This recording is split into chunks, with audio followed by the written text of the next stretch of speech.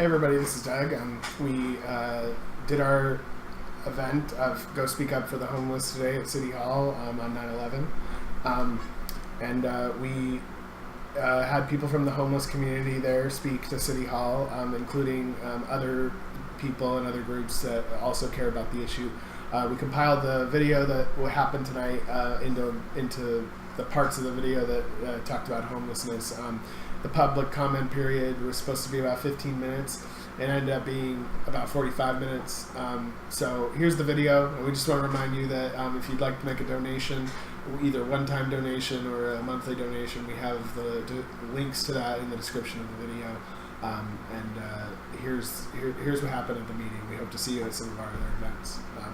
Here it is. Hello, I'm Sue Toy, and I'm speaking in support of HomesNOW. I know that we all have the similar goal in terms of hopefully finding a solution for people that are experiencing homelessness. And there have been many great ideas that have come up. I read a little bit about the Western Washington study that suggested that small homes be built on 600 to 1,000 square foot lots. So when I read that, and then I read the comment from, I believe it was the planning department, they said, well, that, I think it was the planning department, they said that there isn't really an avenue for that right now. So that led me to think that perhaps what that sounds like is home ownership rather than shelter. So the goals that I think that we have are sheltering the homeless people, so that the people that are experiencing homeless, so that they can have some degree of stability to start on their path towards better things. So, so in reviewing the Western Washington study, it didn't seem like that would be that is not perhaps the best solution. The other thing I read about was Mayor Linville would like to see some sort of a program or a structure or a setting for serving up to 200 people. And I find that that is very well intended, and there's lots of heart in there. But in the meantime, what we have is a situation where the people are still without shelter, and they're in camps. So as I would like to ask, perhaps taking a broader view and looking at this as a multi-phase solution, not just going and taking the big bite and saying we're going to do all of this all at once, but perhaps taking a multi-phase level where at each step, though, you're helping along the way, and it's incremental. So I'm speaking in support of HomesNOW. I believe that the tiny shelters, and I'm not calling them houses because that's, again, a different connotation. These are shelters, which allow the folks private space as well as community space. And you have 30 more seconds. Thank you. And so what I would envision is perhaps these tiny shelters that don't have any bathroom facilities or cooking facilities, but a community area for that sort of thing, so that there's community when community is wanted and privacy when privacy is wanted. And then the second phase would be perhaps adding lockers so that the people that are not yet sheltered at least have a place to put their belongings so they can at least feel safe in that manner. Thank you. Thank you. Carolyn is next, followed by Yoshi Ravel, and then Gretchen Anderson. Hi, I'm motivated by concern for the homeless, but I want to share, just kind of float an idea that came across my attention just recently. And it's a program that was piloted in other communities and was successful. And the thought that I have is along the lines of something that's going to hand some self-empowerment to the homeless.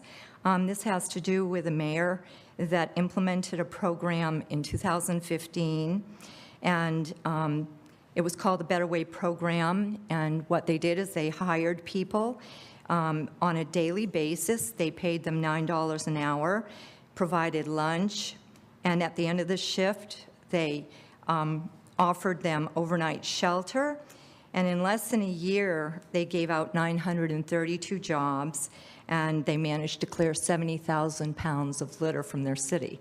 And I think of that phrase, it's not about giving a handout, but a hand up. And, they say it's better to give than receive. And oftentimes, it's very demoralizing when they find themselves always on the side of just receiving.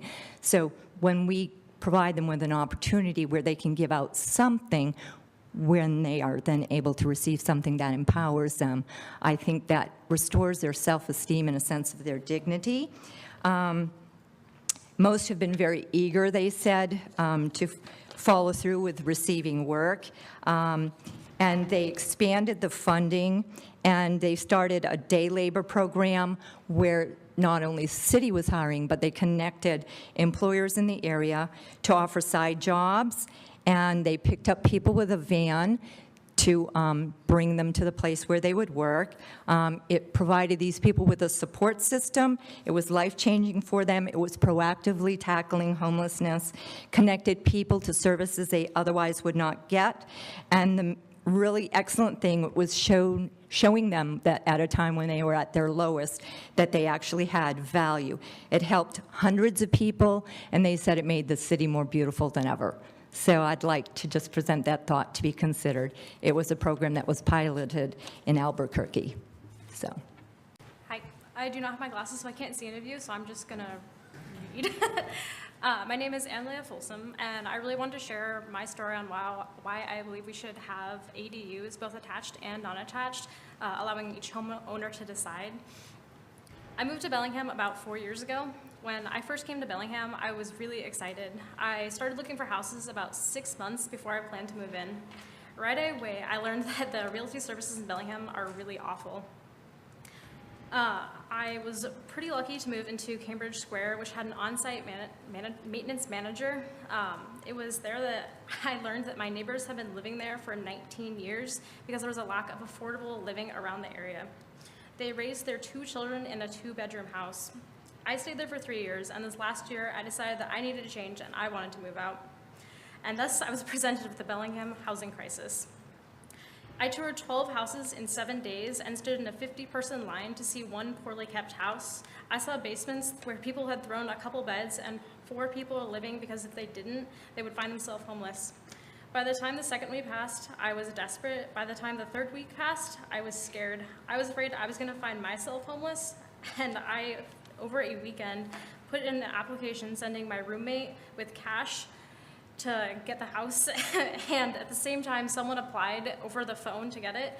We, over the weekend, spent nerves, anxiety, and we ended up getting the house, but I very easily could have found myself homeless, and I need to be here to finish my degree. Sorry. I believe that we should have the ADUs, both non-attached and attached, because it is an immediate problem which needs to be solved. Thank you. Thank you very much. Patrick Splann is next, followed by Rain Forever, then Jim Peterson. I'm here to represent HomesNOW, I guess. I'm homeless. I'm homeless because my van was impounded, and when I went to jail for a few days.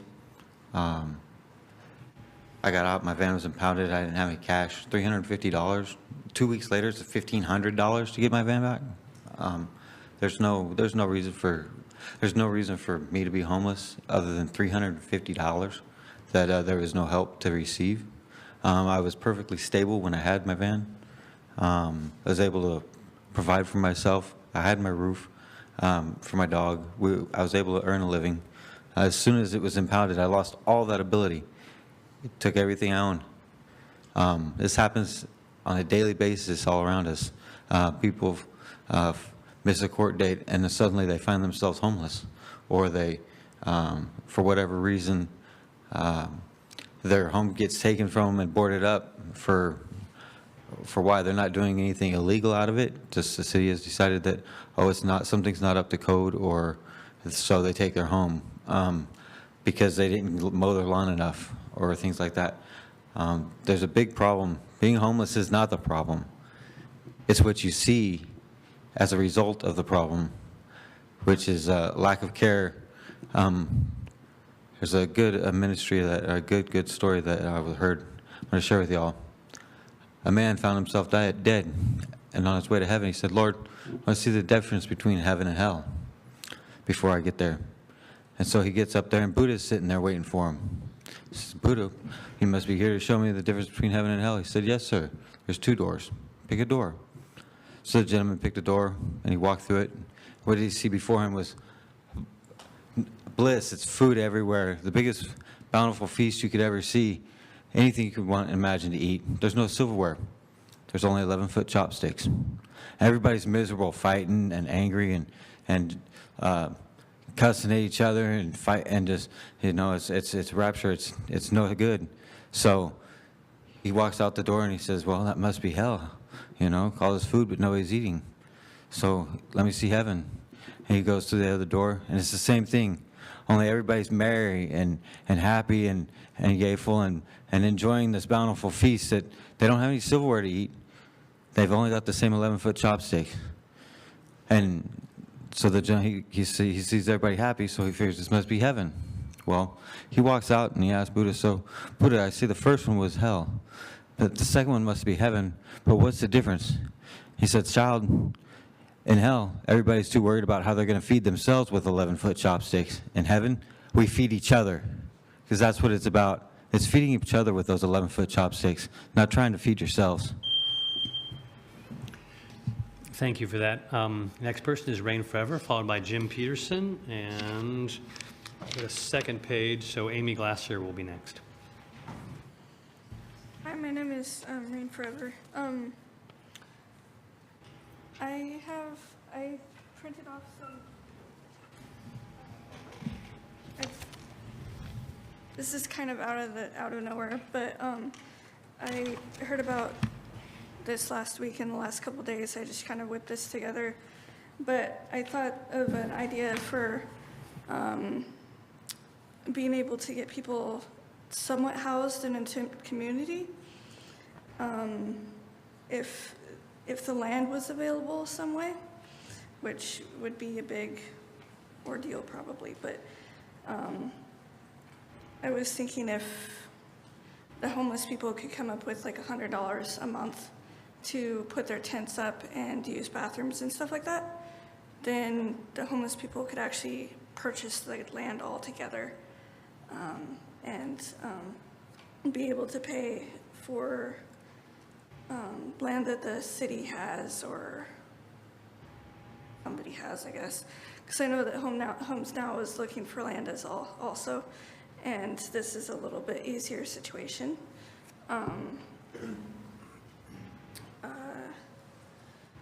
I know that there's a lot of homeless people that are good people that aren't on drugs and aren't crazy, and a lot of people want to stay away from the drop-in center and stay away from the shelter and stuff because they don't want to be around the sort of street lifestyle stuff. And so having a tent community where everybody is vetted in and is a legitimately good person that wants to be involved in the community and stuff, it would just be a better environment for people, and they would have their own home, just like tiny homes, but like a lot cheaper and a lot more immediate. So you guys can look over that. I guess that's all I have to say right now. Okay, thank you very much. Jim Peterson is next, followed by Amy Glasser, and then Doug Gustafson. Hi, my name's Jim Peterson. I'm president of HomesNOW, not later. I'm here to give you a little personal story about me and why I do HomesNOW. I was homeless for 17 years, from 1974 until 1991. And what got me off the streets wasn't drug treatment, wasn't a shelter, wasn't mental health treatment, wasn't jail. It was a lady walking up to me, a homeless person that I didn't think people would talk to, and asking me what would it take. And I said, a place to live. And so she said, great, let's go get a newspaper, because at that time I was getting general assistance. I had an income, so I could afford a place. She took me and got me a newspaper, told me to look at places I could afford, and then she drove me around and took me to different apartments. The first place I went to, I wanted. It was a studio apartment, something I could afford. But I was told by the landlord he wouldn't rent to me because I was homeless. And my anger came out, and she had to drag me out of there. And then the next place we went to, I couldn't afford, and the guy didn't want to work with me on deposit. And then the third place, the guy put me in, said, no problem, we'll rent to you. I moved in, and it was 4 days later when Barbara Stanton came back and asked me, now, what's it going to keep you here? I said, well, we might want to deal with my heroin addiction, and we might want to deal with my mental health. So she hooked me up with support services. I've now been not homeless since 1991. I've raised 3 boys. 1 served in the service. The other 2 are living on their own. 1 just got married. I'm a product of a success.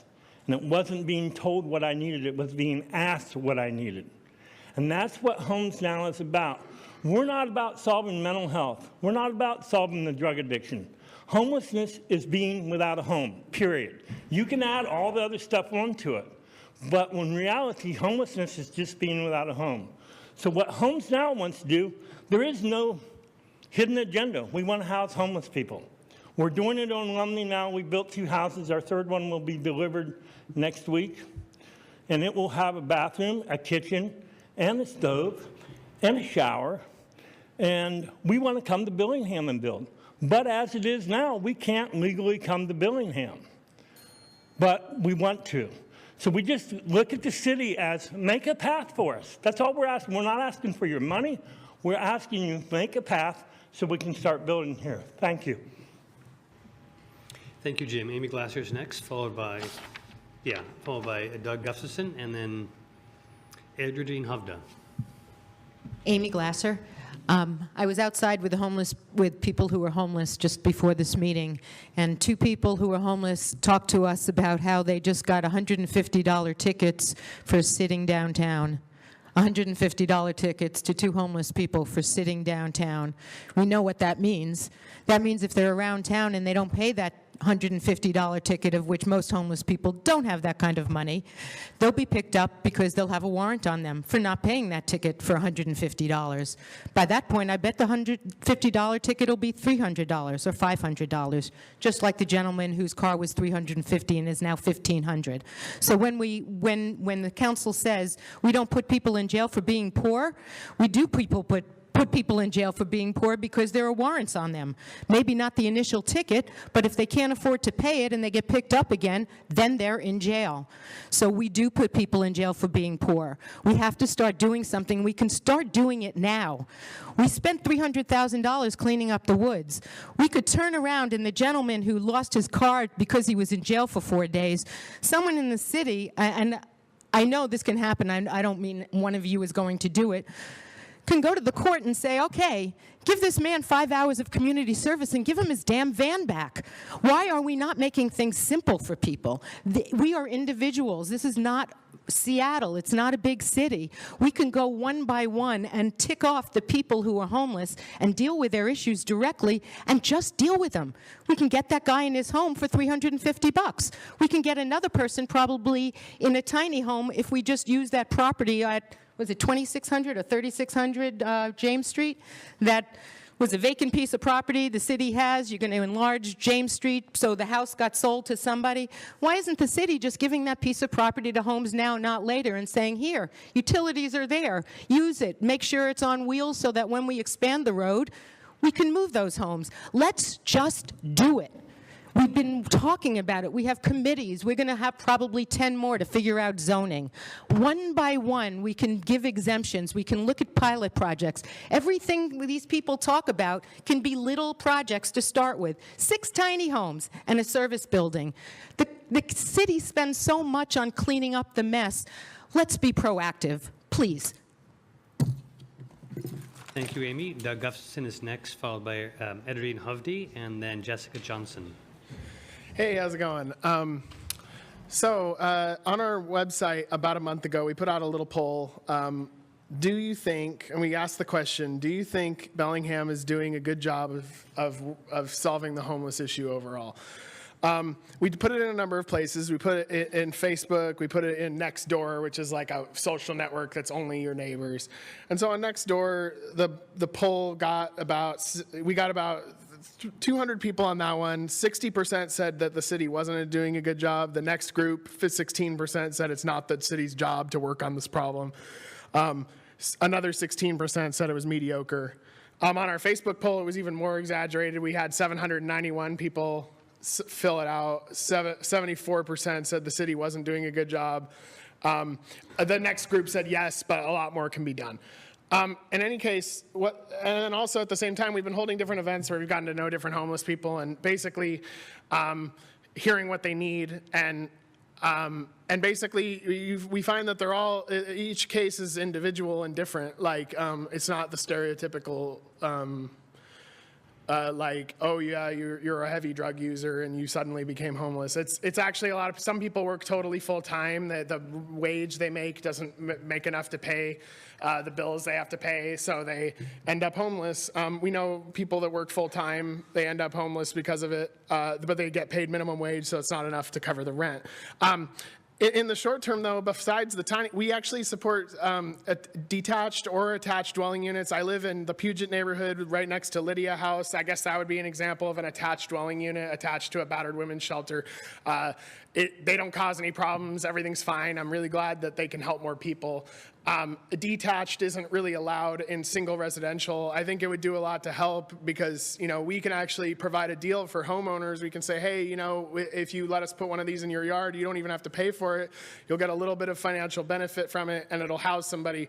In the meantime, even besides the full tiny home housing, like what Rain was saying, there's a couple things that can be done in the short term that can actually alleviate the situation greatly, even for those who don't have homes and aren't going to be getting them anytime soon.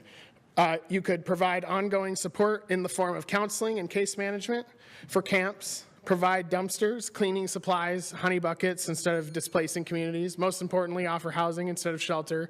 Many people who are living outside are because most shelters fall short of fulfilling individual needs, such as remaining partners, storage, 24/7 access, and being forgiving for barriers. Tents are more like homes than shelters sometimes. Shelters feel like prison sometimes because many people are trapped there for years before housing is made available.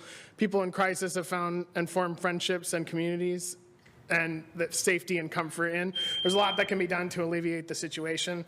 And it's not rocket science. I mean, this is like food, water, shelter. I mean, these are the basics of life. And so if we don't have that, what do we have, right? So.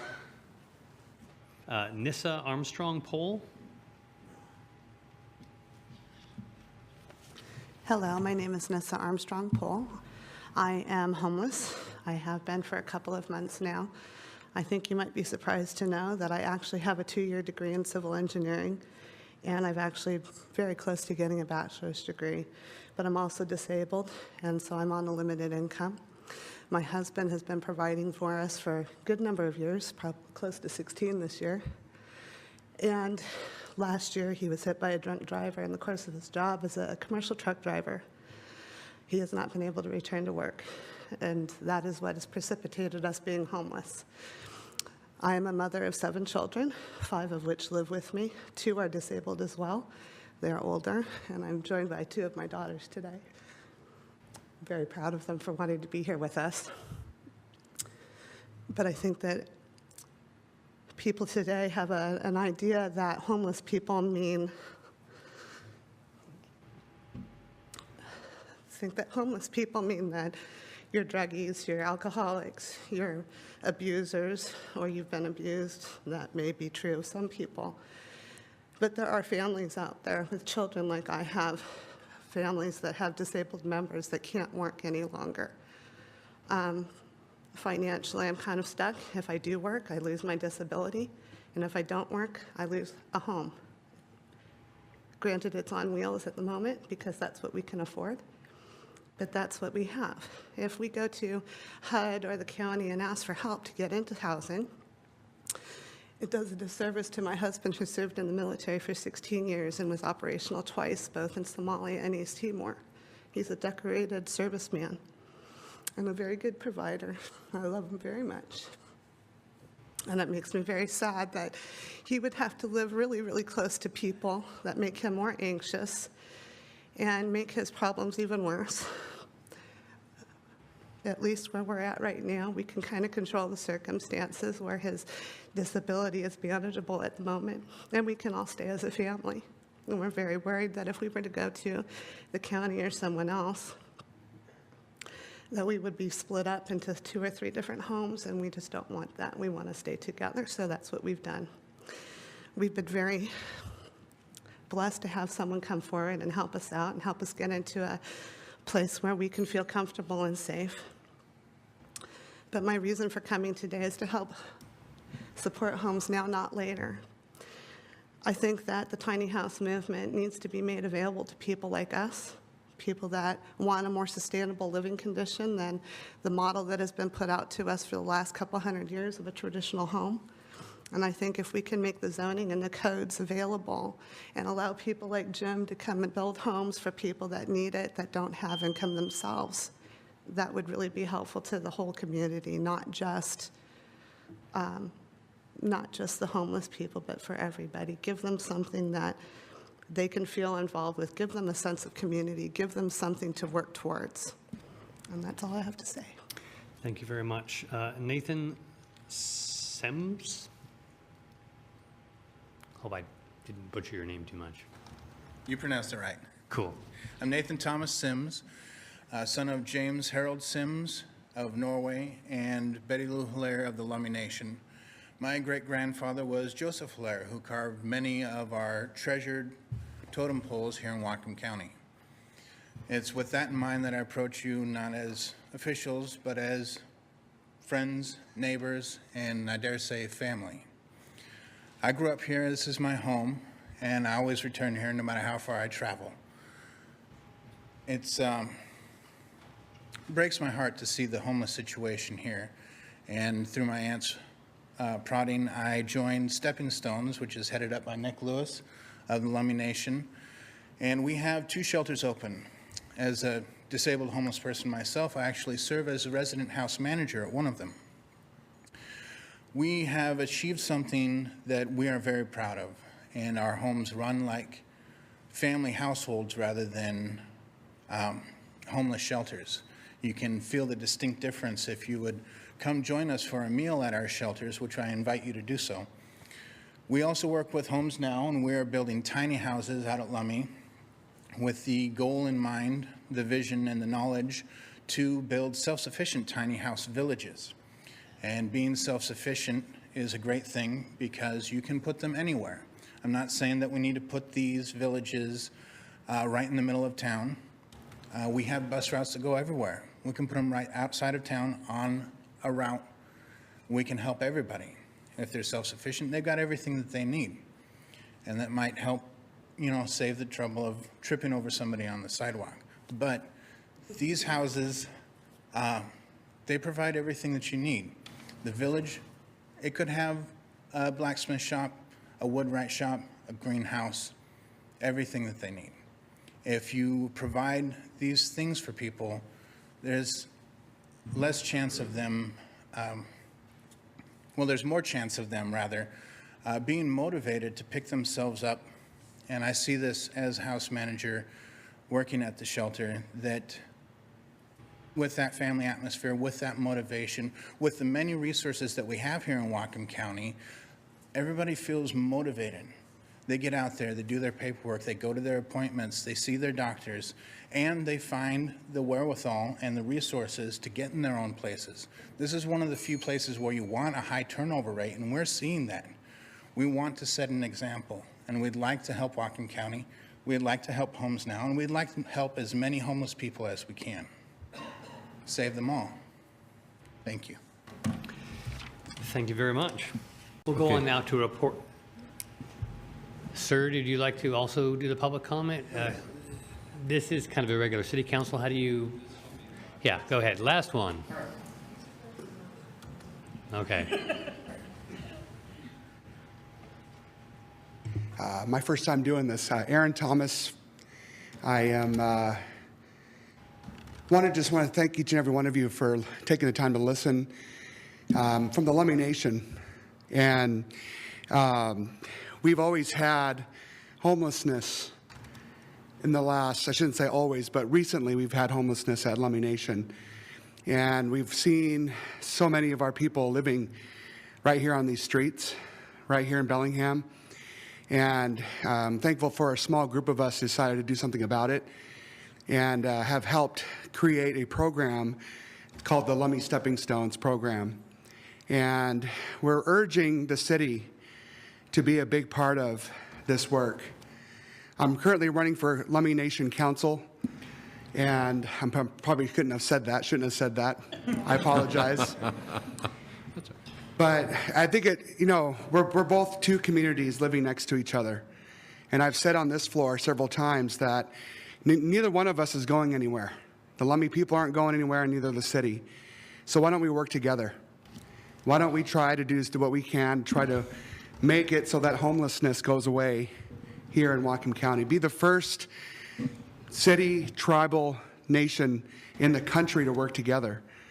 And we can do that. We have the power, we have the brain power, we have the resources to do and combine both of our sovereign entities to be able to do this. And so I just wanted to come here and ask for your support to continue the efforts that we've been doing. We are continuously making changes in Lummi, and I want this to happen here in the city, not just for Lummi people, but for all people.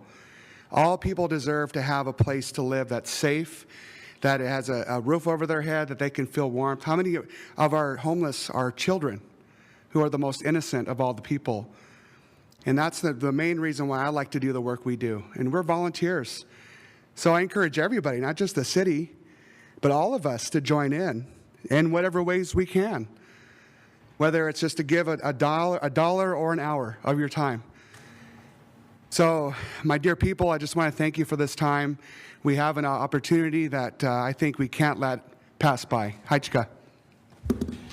Thank you, Aaron. Okay, now we will go on to the committee reports. And the